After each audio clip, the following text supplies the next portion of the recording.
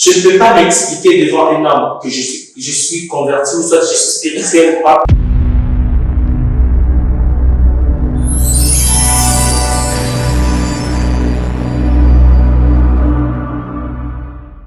Ici, nous sommes avec notre frère Franck. Il est de médias, c'est quelqu'un vraiment de médias. Il est beaucoup expérimenté, vous allez aussi découvrir beaucoup de choses que Dieu a mis dans lui. C'est l'homme bien que je vous présente, c'est l'homme bien, c'est un serviteur de Dieu. Et alors, frère Franck, merci beaucoup, merci d'être venu. Merci à vous aussi pour cette invitation, merci. Merci beaucoup. Merci aussi pour votre disponibilité. Malgré trop de choses là, donc, vu que je vous vois aussi, donc, je rends grâce à Dieu pour ça. Et merci beaucoup. Ouais. Aujourd'hui, nous allons parler sur ce que l'Église doit savoir sur les médias. Ce que l'Église doit savoir sur les médias. J'emploie ce sujet parce que vous êtes quelqu'un vraiment que je connais très bien dans ces choses ici. Et l'homme de Dieu, qu'est-ce que tu aimes et qu'est-ce que tu n'aimes pas? Par curiosité. Ok, merci pour cette question. Directement, je m'en vais pour parler de l'idée que ce soit le pasteur ou les gens du média en général. Premièrement, les gens doivent savoir d'abord, les médias, c'est comment dirais-je, actuellement dans notre monde actuel, le média joue un rôle très important dans l'Église surtout. Alors, nous devons travailler vraiment en collaboration avec les pasteurs, certainement avec les responsables, pas seulement les pasteurs. Il y a d'autres églises qui sont dirigées, pas seulement avec le pasteur, il y a des prophètes, des apôtres, etc. Alors, ce qui, personnellement, je développe parfois, c'est il n'y a pas vraiment une bonne collaboration entre le responsable des églises et les gens du membre de l'église, du média. Et certainement, j'aime pas vraiment cette manière-là de traiter certaines personnes. Et les gens ont comment dirais-je, ils ont une vue du genre du média comme, entre guillemets, c'est une sorte de païen. Or que les gens du média ne sont pas seulement des païens, ce sont des chrétiens, des convertis, des personnes qui sont venues, qui sont converties et qui ont reçu le baptême. Alors, ils doivent aussi traiter et avoir cette même conception dans leur tête que ces gens ici, ce sont des chrétiens. D'autres personnes, ils ont déjà des sermons sur d'autres personnes, ainsi de suite, et les regards qu'on porte sur les gens du média, c'est souvent ce qui me déplore. Mais quand même, j'apprécie les comportements des certains responsables des églises qui vraiment travaillent en collaboration, qui travaillent en équipe, vraiment avec le membre du média et avec son équipe du média. Alors ça permet à ce que l'église puisse aller de l'avant, l'église puisse toucher au-delà du cadre mur de l'église. Voilà. Ah oui, frère Franck, il y a quelque chose qui m'intéresse. L'origine de ces regards, l'origine de cette façon de se comporter, de cette façon dont les leaders se comportent vis-à-vis des médias. Est-ce qu'il n'y a pas quelque chose qui est comme l'orgueil, je ne sais pas, l'orgueil de connaissance, quelque chose, est-ce qu'il n'y a pas quelque chose comme ça? Sur cette question, je dirais que normalement, ça dépend, premièrement, je peux dire, ça dépend de la culture de la personne. Et hormis la culture, ça dépend aussi, pas seulement du comportement, ça dépend aussi de l'éducation que la personne a, ou soit de la connaissance que la personne a du média. Alors, certaines personnes voient quand on voit le média, on voit le membre du média, entre guillemets, le photographe, caméraman, le responsable du sonore, on le voit autrement. Ça veut dire que ces gens ne sont pas convertis, ces gens ne sont donc, peut-être, je dirais, d'autres, c'est peut-être par expérience, peut-être par un vécu, c'est pourquoi ils ont toujours ces mêmes tendances à le mettre à tout le monde, au lieu de donner la chance à certaines personnes de découvrir réellement c'est que l'idée que j'ai du média, est-ce que tout le monde est comme ça ou pas? D'autres pasteurs, d'autres responsables des églises, ils n'ont jamais ces temps-là de prendre leur temps de regarder, d'approcher, d'aborder, comme on dit one-to-one, avec des personnes du média pour leur connaître vraiment qui fait quoi, comme est-ce qu'il est comment. Je dis, comme moi, je dirais, je suis l'exemple. Je n'ai jamais eu un pasteur, soit quelqu'un qui m'a déjà côtoyé, et pour me demander vraiment pourquoi ça, dans le CDI. Dans cet angle-là, je ne l'ai jamais eu. Je ne sais pas si d'autres membres du média ailleurs, peut-être ça c'est déjà, mais moi, par rapport à mon expérience, ça n'a jamais été ainsi. Malheureusement, on est toujours accusé, on est toujours vu d'un regard très bizarre. Pour ça, vraiment, on ne peut pas contrôler les regards des gens envers nous, on ne peut pas contrôler les avis des gens envers nous. Voilà. Frère Franck, la plupart, vous avez déjà entendu, je pense quelque part, les gens disent que les gens des médias ne sont pas spirituels. Vous avez un mot pour ça? Oui, c'est notre paix quotidien. C'est notre paix quotidien. On le dit chaque jour, à chaque jour, on le dit ça. Alors certainement, moi, dans ce sujet-là, j'ai toujours dit, je ne peux pas m'expliquer devant un homme que je suis converti ou soit je suis spirituel ou pas, parce que la vraie spiritualité, c'est la relation intime que tu as avec ton Dieu. Et le temps que je passe en secret avec mon Dieu, ce n'est pas le temps que tu me vois peut-être avec à l'église. Le temps que vous me voyez à l'église, peut-être je suis au service. Alors, j'avais déjà mon temps personnel avec mon Dieu. Parce que la Bible dit, si tu veux invoquer, va dans les secrets, invoque ton Père qui est dans les secrets. Il t'attendra. J'ai déjà mon temps dans les secrets. Les autres des gens, c'est que les regards des gens envers moi, envers nous, j'encourage aussi aux membres du média que les regards, que les mauvaises choses qu'on qualifie, qu'on dit sur le genre du média, que vous n'êtes pas spirituel. Quand toi tu reconnais que tu connais bien ta relation que tu as traitée avec ton Dieu, ce n'est pas important que tu puisses te lamenter pour te plaindre pour ce que les gens disent de toi. Parce qu'il y aura toujours des gens, même le pasteur nous l'a dit. Alors, ce n'est pas vraiment important pour moi, ça ne me dérange pas. Même Jésus lui-même était déjà jugé.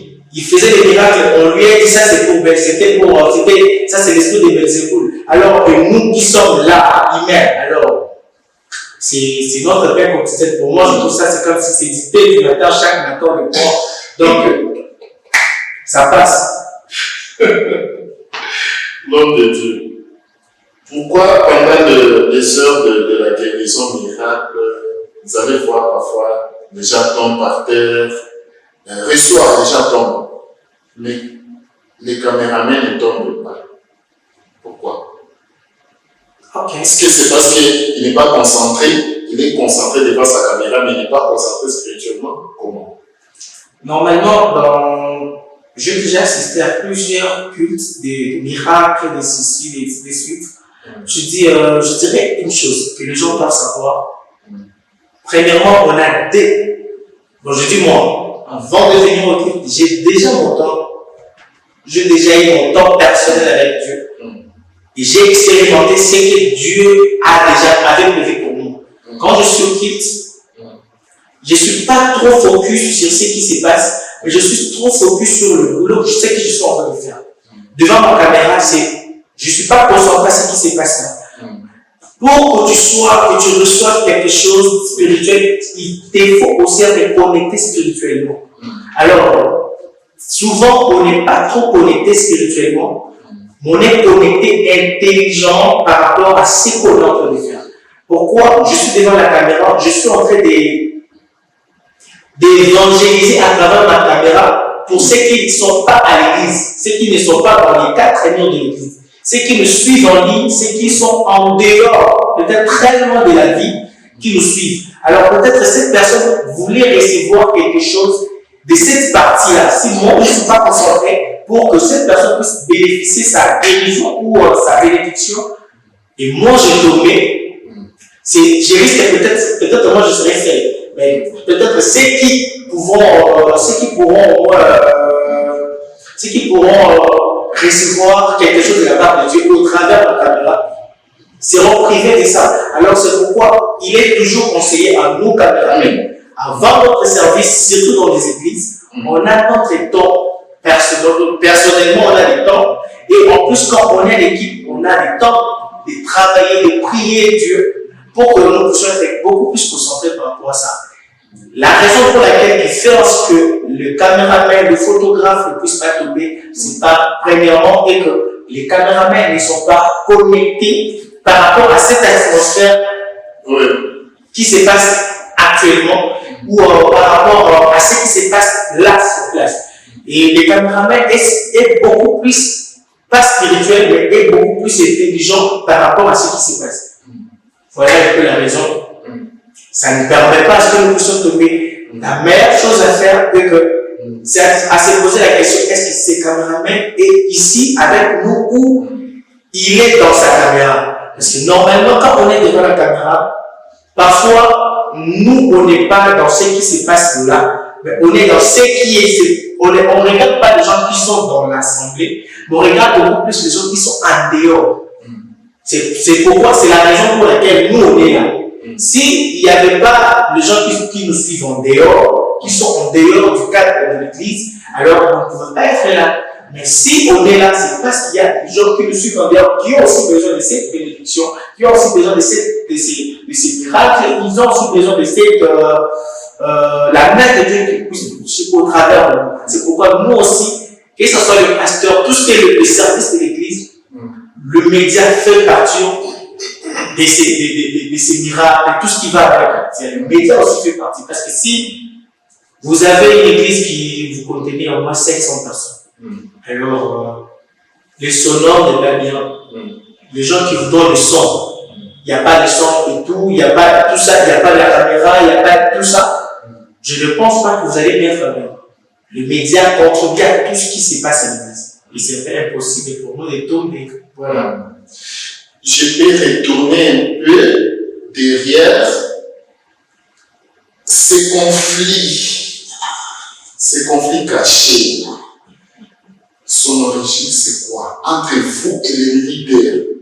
Est-ce qu'on peut avoir un conflit avec son leader? Personnellement, je ne pense pas qu'on peut avoir un conflit. Je ne dirais pas ça un conflit, mais je dirais peut-être un manque de collaboration. L'homme de Dieu, qu'est-ce que l'Église représente pour vous? C'est une très bonne question. Merci. Je vais répondre vraiment franchement. Merci. Moi, premièrement, je me dis, l'Église pour moi, je dirais, à l'époque, je pensais que l'Église pour moi, c'était un refuge. Je pensais que l'Église pour moi serait pas seulement un refuge, ça pourrait être là où je peux découvrir au moment où j'ai besoin. Mais depuis les jours que je comprends que l'Église c'est au-delà de ce que je pensais. Parce que dans l'Église, il y a tellement de réalités que nous-mêmes parfois on se dit pourquoi j'ai accepté d'être ici? Et pourquoi j'ai choisi ces chemins? Pourquoi j'ai choisi d'être dans ces lieux? Mais je me dis, l'Église, ce n'est pas les cadres qu'on a. Ce n'est pas les 4 murs qu'on a toujours l'habitude de voir. J'ai dit, l'Église, c'est la personne de Jésus que je, au travers de ces quatre murs que je. Au travers de l'Église, je peux dire que je suis devenu aujourd'hui ce que je suis parce que j'ai rencontré Jésus à l'Église. Au travers de l'Église, ça a contribué beaucoup plus sur ma vie mentale, intellectuelle aussi. Ça a changé ma façon de voir les choses parce que j'étais à l'Église. Donc, j'étais à l'Église, je ne pourrais pas avoir certaines valeurs que j'ai aujourd'hui. C'est grâce à l'Église. Je dois presque beaucoup à l'Église. Quand je parle de l'Église, comprenez-moi, ce n'est pas les 4 qu'entraînir que je parle. Je parle de l'Église comme corps de Christ. C'est ce que je parle. Voilà. L'Église corps comme du Christ. Est-ce que vous voyez vraiment Christ réellement dans l'Église, là où vous priez? Alléluia. Excusez-moi, cette question, elle est un peu, je dirais, peut-être je risque de verser beaucoup de personnes. Aujourd'hui, en l'église, on nous apprend à être religieux et d'être chrétien. Beaucoup des églises apprennent aux gens d'être religieux et d'être des chrétiens. Si nous voyons dans la Bible, c'était le païen qui ont appelé les apôtres, les disciples de Jésus, les chrétiens. Ce n'était pas eux-mêmes qui se sont auto-proclamés chrétiens. Vous voyez? Pourquoi ils les ont appelés chrétiens? Pourquoi? Parce qu'ils ont vu en eux l'image de Christ. Ils reflétaient Christ en eux. C'est pourquoi le peuple, là, les ont appelés des chrétiens. Actuellement, on regorge beaucoup plus de religieux, que ce soit, excusez-moi, et le pasteur font partir de religieux que des chrétiens. Je ne pense pas que l'église actuelle, on doit revenir à la raison. On doit revenir au but de la création de l'église. L'église n'était pas un lieu où on peut se mettre de poison. Actuellement, on les trouve. On peut se disputer pour l'argent. On peut se quereller pour des choses, de ce qu'on va laisser un jour. Mais actuellement, on le voit à l'église. C'est déplorant. C'est déplorant vraiment. Je dirais que actuellement, je ne peux pas dire oui ou non par rapport à votre question. Je dirais que l'église, on doit revenir à la raison. C'est la seule chose que je peux dire. L'homme de Dieu, qu'est-ce que l'Église vous reproche personnellement en tant que frère Franck? Ok. Moi, je dirais moi. Dans mon Église, ce qui s'est dit, et peut-être ceux qui vont suivre vont le dire, ils vont le confirmer réellement. Moi, l'Église, pas l'Église, quand je parle de l'Église, on parle du membre de l'Église. Beaucoup me reprochent parce que je suis trop direct. Je suis trop direct. Je suis du genre de personne face à une situation qui n'est pas correcte, qui n'est pas vraie, ou soit qui n'est pas droit. Je réagis directement. Et j'ai réagi face au mépris, face à l'hypocrisie, face au mépris, aux humiliations, tout ça. Parce que moi j'ai toujours dit, tout le monde de mon église le savent, surtout de mon équipe du média le savent, j'ai toujours dit, je préfère être comme je suis vrai envers moi. C'est de la même manière que je veux être vrai envers tout le monde. Je ne peux pas être hypocrite envers les gens, parce que moi je déteste l'hypocrisie. Alors c'est ce qui se passe à l'église. Beaucoup de gens sont hypocrites à l'église. Tout le monde est hypocrite. Tout le monde. Je dis bien, je ne mange pas les mots. Il y a des gens, il y a beaucoup de gens qui sont hypocrites. Nous sommes des hypocrites à l'église. Alors c'est quelque chose à déplorer, c'est quelque chose à dénoncer à ça. Alors moi, je me bats toujours contre ça. Je suis toujours contre ça. Et beaucoup de gens me disent, Franck, tu es méchant, tu es trop direct, tu as des réactions directes. Et voilà. Beaucoup de logique. Tu as des logiques. Oh, tout le monde ne peut pas être logique comme moi. Je dis non. Ce ne sont pas mes logiques. On est à l'église, on est censé faire des choses vraies. On est censé faire des choses comme la parole de Dieu nous dit. Voilà. Et quand vous êtes direct, les gens vous reprochent dans ce sens-là. Est-ce que dans les couloirs, ils ne disent pas que vous manquez de sagesse? Comment? Bon, tel que j'avais dit au départ, c'est que les gens disent de moi. J'ai la capacité de contrôler ce que moi je. Je n'ai pas la capacité de contrôler ce que les gens pensent ou disent de moi. Ils peuvent le dire. Ils le disent déjà. Moi, je me dis, c'est lui qui est fort. et qui se sent un homme, et si réellement il a l'éthique, parce qu'en fait, l'éthique du christianisme, la Bible dit, si tu as un problème avec ton frère, va le voir, dis-le. Mais fort, malheureusement, je n'ai pas ces genres de personnes qui m'affrontent pour me dire, voilà, Franck, tu as mal agi, soit tu as dit ce qui est vrai, mais la manière dont tu l'as dit, c'est trop peu. Trop peu qu'il est fort, mais beaucoup préfèrent aller au couloir, se dire, moi, je me dis, l'essentiel, moi, je t'ai dit la vérité. C'est que tu peux aller dire ou penser, alors moi, je m'en fiche complètement. L'essentiel est que je ne t'ai pas manqué de respect, mais je t'ai dit la vérité avec respect et humilité. C'est à toi de voir ça, d'accepter ou pas. Vous êtes beaucoup expérimenté, surtout dans ces choses des médias et communication. Je rappelle à tous ceux qui nous suivent. Est-ce que vous avez besoin que l'Église considère ce que vous faites?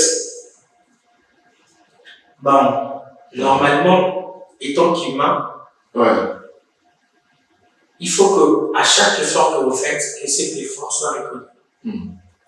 Même si vous n'exprimez pas réellement le besoin de cette reconnaissance, étant qu'humain, c'est normal. C'est normal.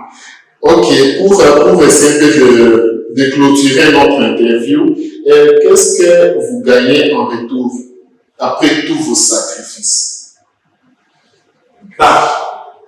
Premièrement, la question est un peu,